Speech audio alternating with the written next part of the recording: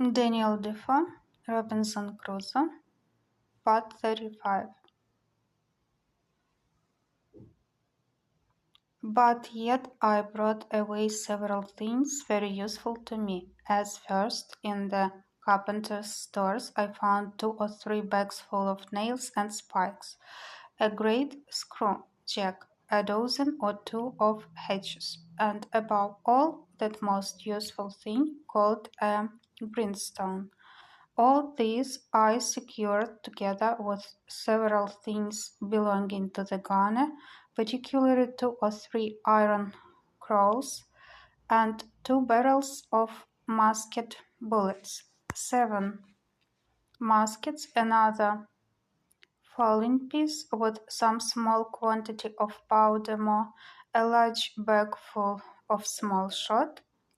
and a great roll of sheet lead, but this last was so heavy I could not hoist it up to get it over the ship's side. Besides these things, I took all the men's clothes that I could find and a spare fore topsail, a hammock, and some bedding. And with this I loaded my second raft and brought them all safe on shore, to my very great comfort. I was under some apprehension during my absence from the land that at least my provisions might be devoured on shore, but when I came back I found no sign of any visitor. Only there sat a creature like a wild cat upon one of the chests, which, when I came towards it, ran away a little distance, and then stood still. She sat very composed and unconcerned, and looked full in my face as if she had a mind to be acquainted with me. I presented my gun at her, but as she did not understand it, she was perfectly unconcerned at it, nor did she offer to stir away, upon which I tossed her a bit of biscuit, though, by the way, I wasn't very free of it, for my store was not great. However, I spared her a bit, I say, and she went to it, smelled at it, and ate it, and looked as if pleased for more. But I thanked her, and could spare no more, so she marched off. Having got my second cargo on shore, though I was fain to open the barrels of powder and bring them by parcels, for they were too heavy, being large casks, I went to work to make me a little tent with a sail and some poles which I cut for that purpose. And into this tent I brought everything that I knew would spoil either with rain or sun, and I piled all the empty chests and casks up in a circle round the tent to fortify it from any sudden attempt, either from man or beast.